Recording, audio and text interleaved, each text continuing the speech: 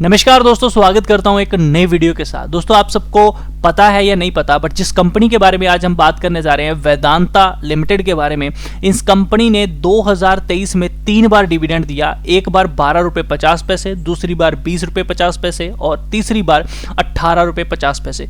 तो near around 43 rupees के approx इसने डिविडेंड दिया था। इस बात का ध्यान रखिए। इसका मतलब अगर आपके पास 100 स्टॉक होते वेदांता के, तो आप 4300 का सिर्फ डिविडेंड ही इस कंपनी में ले लेते, यानी कि अच्छा खासा प्रॉफिट आप लोगों को इस कंपनी में देखने को मिलता, सीधा सीधा कैश का एक bonus.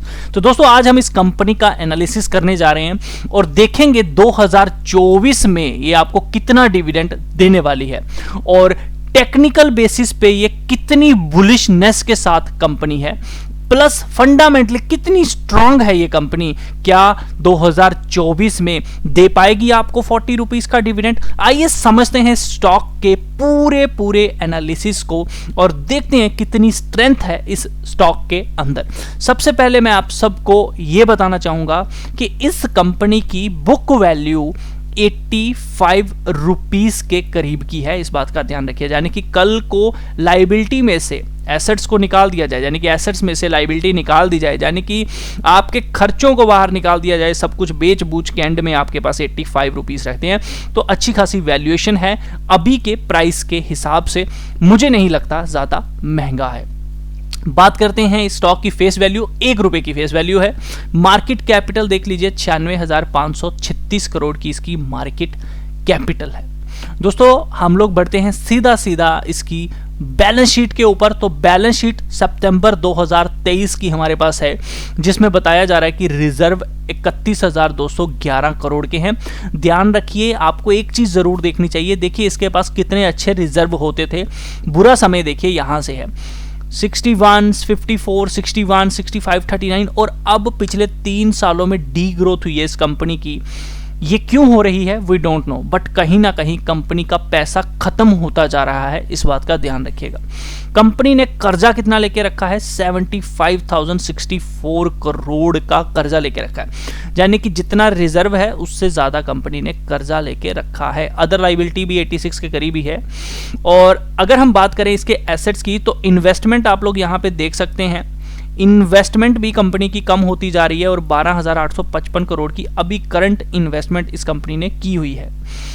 Cash from operating activity 33,065 का है और अभी total overall net cash flow देखा जाए तो 1745 का है। इस बात का ध्यान रखिए। चलिए प्रॉफिट एंड लॉस के ऊपर आते हैं। तो यहाँ पे हमें देखने को मिल रहा है कि सेल्स कंपनी की 1,47,308 करोड़ की मार्च 2023 में ये बता रहा है। साल दर साल की हम देख रहे हैं, अभी अगले साल की आएगी, जिसमें से एक्सपेंस रेशो रही थी 112 कुछ करोड़ की।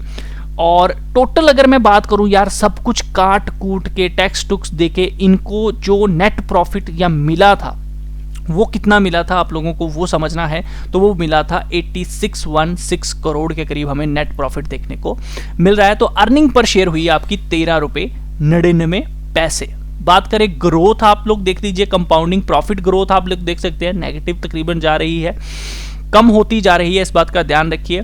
तो दोस्तों, एज पर फंडामेंटल अगर हम लोग देखें तो कहीं ना कहीं 1.7 की रेशो के हिसाब से इस कंपनी के ऊपर कर्जा है, यानी कि कर्जा ज्यादा है और पैसे थोड़े कम है, बट कंपनी कहीं ना कहीं अच्छा खासा टर्नओवर जो है वो लेके बैठी हुई है। इस बात को ध्यान रखिएगा।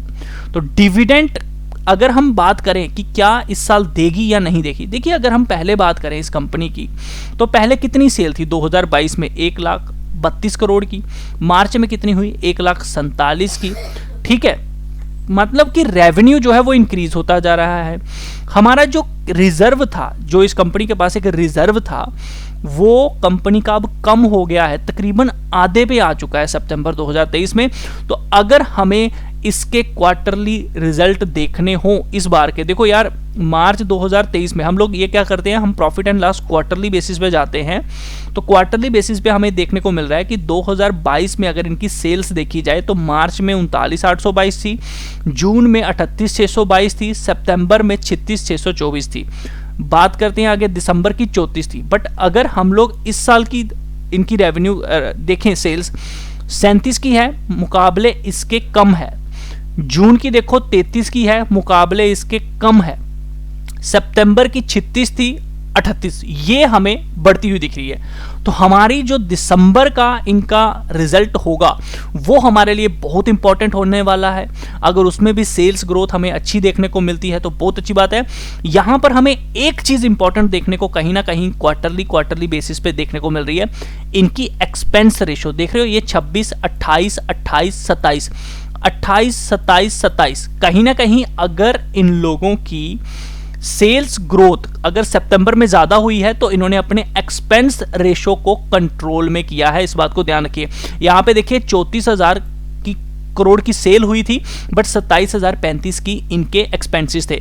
यहां पर देखिए 38 की सेल हुई है लेकिन एक्सपेंसेस कम है, तो कहीं ना कहीं हमें ग्रोथ जरूर देखने को मिली सितंबर में। तो अगर दिसंबर में भी सेल्स ग्रोथ अच्छी होती है और एक्सपेंसेस कम होते हैं तो कहीं ना कहीं इनके पास कैश जो है वो आ सकता है और अच्छा खासा डिविडेंड हमें कंपनी देती हुई भी दिख सकती है। बट इनका कहीं ना कहीं एक चीज आपको जरूर देखनी चाहिए कि इनका जो रिजर्व है वो कम होता जा रहा है। तो सितंबर 2023 में 31,211 का रिजर्व इनके पास रह गया था। अब देखना यह है कि क्या ये अपने कर्जे को कम करते हैं या फिर आपको डिविडेंड देते हैं या फिर हमें बिल्कुल ही ये रिजर्व खत्म होता हुआ दिखेगा। तो अगर इनके रिजर्व पे कोई इंपैक्ट होता है, अपने प्रॉफिट में कुछ भी गड़बड़ हुई तो कहीं ना कहीं दोस्तों आप लोगों को शायद डिविडेंड छीनता हुआ दिख जाएगा।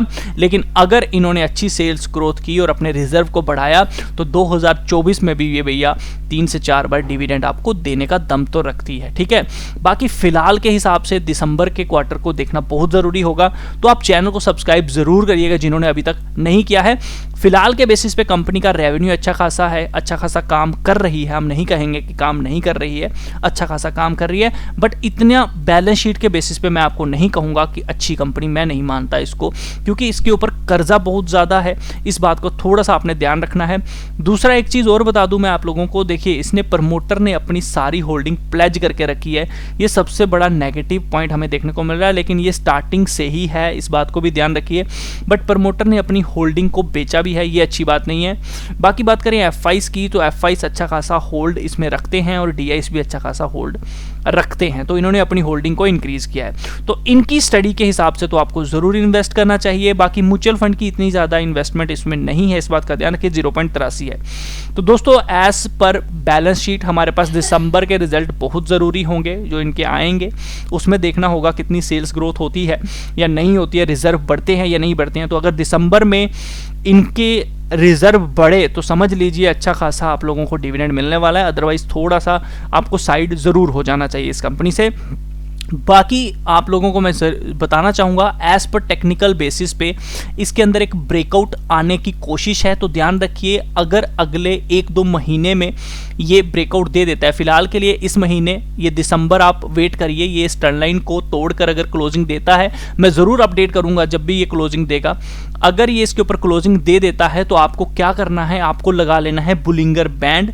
जिनको नहीं पता बुलिंगर बैंड क्या होता है, हमारे नए चैनल को सब्सक्राइब करें, उसके ऊपर बेसिक क्लासेस चल रही हैं, वीडियो के एंड में आपको लिंक मिल जाएगा। तो उसके बाद जब इसके ऊपर ये दिसंबर में क्लोजिंग दे देता है आपको वेट करना है, ये जो 20 पीरियड मूविंग एवरेज है ये थोड़ी सी अगर ऊपर की तरफ मुड़ती है और इसके ऊपर 1-2 ग्रीन कैंडल और क्लोज हो गई, ध्यान रखना जैसे ये यहां पर चली थी 1-2 कैंडल अच्छी सी इसके साथ चल गई, ये भी बहुत अच्छा रहेगा। या फिर बस थोड़ा सा अगर इसके पास आकर कहीं 1-2 कैंडल बनाता है ग्रीन और उसके बाद ऊपर की तरफ निकले तो आप बाइंग कर लीजिए, बस इसके नीचे स्टॉप लॉस रखिए 20 पीरियड मूविंग एवरेज। इस स्टॉक का बिहेवियर रहा है कि जब भी ये 20 पीरियड मूविंग एवरेज को मंथली बेसिस पे क्लोज करता है बहुत अच्छे तरीके से ऊपर जाता है। यहां पर ये फेल हो गया था, तो ध्यान रखिए इसमें सबसे इंपॉर्टेंट लेवल रहेगा 333 का। जिस दिन भी ये इस लेवल के ऊपर निकला आपको बड़ी तेजी के साथ 500 प्लस के टारगेट्स यहां पे देने के लिए रेडी रहेगा, लेकिन 333 का लेवल बहुत इंपॉर्टेंट है स्टॉक में। बाकी इस ट्रेंड लाइन का भी ध्यान रखिए और 20 पीरियड मूविंग एवरेज का इस्तेमाल करिए। अगर इसके ऊपर क्लोजिंग देता है 1-2 ग्रीन कैंडल तो आपको अच्छा रिटर्न देने के लिए रेडी हो जाएगा। वैसे जिस लेवल से रिवर्स हुआ है इसके अकॉर्डिंग 333 का टारगेट इसका बनने को तैयार है। सबसे अच्छा प्राइस है इसका 179 का, वहां कहीं मिलता है तो जरूर इसमें एवरेज करने का हमें सोचना चाहिए। अभी के लिए ब्रेकआउट के पास है, वहाँ पे वेट करें। जैसे ही आपको इसके ऊपर क्लोजिंग देती है और 20 पीरियड मूविंग एवरेज के ऊपर क्लोज दे, ज़रूर बाइंग कीजिए। आहिस्ता आहिस्ता करते 441 480 भी जा सकता है। एज पर टेक्निकल ये बुलिश हो जाएगा अगर 20 पीरियड मूविंग एवरेज के ऊपर मंथली बेसिस पे 2-3 महीने अच्छे से ट्रेड कर गया। बाकी दोस्तों वीडियो अच्छा लगा लाइक ज़रूर करें। इसी तरह की और वीडियोस पाने के लिए आप चैनल को सब्सक्राइब कर सकते हैं। आप भी अगर चाहते हैं ऐसे ही सीखना, एनालिसिस करना, तो आप हमारे चैनल को सब्सक्राइब ज़रूर करें। वीडियो के एंड में आपको हमारे नए चैनल का लिंक मिल जाएगा।